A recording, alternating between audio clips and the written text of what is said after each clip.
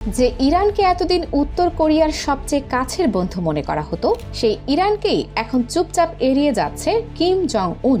না কোনো অস্ত্র পাঠাচ্ছে, না কোনো সমর্থন দিচ্ছে, পুরোপুরি সাইলেন্ট। হঠাৎ এমন কি হলো যে বছরের পর বছর ধরে থাকা এই সম্পর্ক একদম ঠান্ডা হয়ে গেল? আর এর পেছনে কি বড় কোনো প্ল্যান লুকিয়ে আছে? অনেক বছর ধরেই ইরান আর উত্তর কোরিয়ার সম্পর্কটা ছিল একদম আলাদা ধরনের। বাইরে থেকে তারা খুব বেশি কিছু দেখাতো না, কিন্তু ভেতরে ভেতরে দুই দেশের মধ্যে যোগাযোগ আর সহযোগিতা ছিল বেশ শক্ত।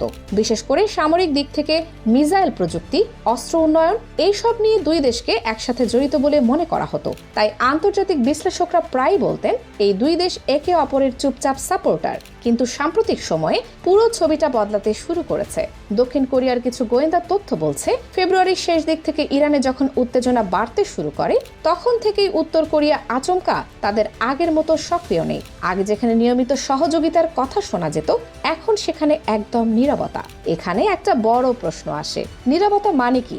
রাজনীতিতে নীরবতা অনেক সময় না বলার থেকেও বড় সংকেত দেয়। ধরা যাক কোনো দেশে বড় কোনো ঘটনা ঘটলো, সাধারণ মিত্র দেশগুলো সেখানে সমর্থন জানায়, বার্তা দেয়, পাশে থাকার কথা বলে। কিন্তু ইরানের গুরুত্বপূর্ণ সময়গুলোতে উত্তর কোরিয়ার পক্ষ থেকে তেমন কোনো প্রতিক্রিয়া দেখা যায়নি। এই বিষয়টা অনেকের কাছেই অদ্ভুত লেগেছে। আর এখানে আসে দ্বিতীয় বড় টুইস্ট। এই দূরত্বটা কিন্তু হঠাৎ করে না, বরং হিসেব করে তৈরি করা। কারণটা বুঝতে হলে আমাদের অর্থনৈতিক দিকটা দেখতে হবে। ইরান নিজেই এখন চাপে আছে। বিভিন্ন আন্তর্জাতিক নিষেধাজ্ঞা আর মধ্যপ্রাচ্যের অস্থিতিশীলতার কারণে তাদের অর্থনীতি আগের মতো শক্ত নেই। তেল রপ্তানিও আগের মতো চলছে না। অন্যদিকে উত্তর কোরিয়ার অবস্থাও খুব একটা ভালো না। দেশটির শিল্প খাত, কাঁচামাল সরবরাহ, এমনকি সাধারণ বাজার, সব জায়গাতেই চাপ তৈরি হয়েছে। জিনিসপত্রের দাম বাড়ছে, বৈদেশিক মুদ্রার সমস্যা হচ্ছে, মানে পুরো অর্থনীতি টানা পড়ে নেই। সহজভাবে বললে দুই দেশই এখন নিজের সমস্যা নিয়ে ব্যস্ত। এই পরিস্থিতিতে উত্তর কোরিয়া বুঝে গেছে শুধু পুরনো সম্পর্ক ধরে রাখলে হবে না, নিজেদের টিকে থাকার জন্য নতুন পথ খুঁজতে হবে। আর সেই নতুন পথটাই হলো রাশিয়া।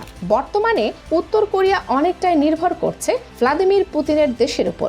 বিভিন্ন রিপোর্ট বলছে তারা এখন রাশিয়া থেকে তেল, খাদ্য সহ প্রয়োজনীয় জিনিস পাচ্ছে, যেটা তাদের অর্থনীতিকে কিছুটা হলেও স্থিতিশীল রাখছে।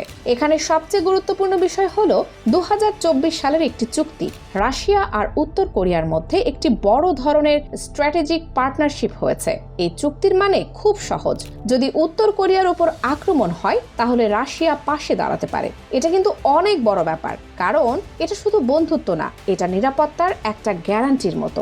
অন্যদিকে ইরানের সাথে উত্তর কোরিয়ার এমন কোনো শক্তিশালী প্রতিরক্ষা চুক্তি নেই, ফলে স্বাভাবিকভাবেই কিম জং উন এখন সেই দিকেই ঝুঁকবেন যেখান থেকে বেশি সাপোর্ট পাওয়া যায়। বিশ্লেষকরা বলছেন কিম জং উন হয়তো ভবিষ্যতের জন্য একটা বড় কৌশল সাজাচ্ছেন, বিশেষ করে যুক্তরাষ্ট্রের সাথে সম্পর্ক নিয়ে। কারণ অতীতে আমরা দেখেছি উত্তর কোরিয়া আর যুক্তরাষ্ট্রের মধ্যে সরাসরি আলোচনা হয়েছে, আর সেই আলোচনার কেন্দ্রবিন্দুতে ছিলেন ডোনাল্ড ট্রাম্প।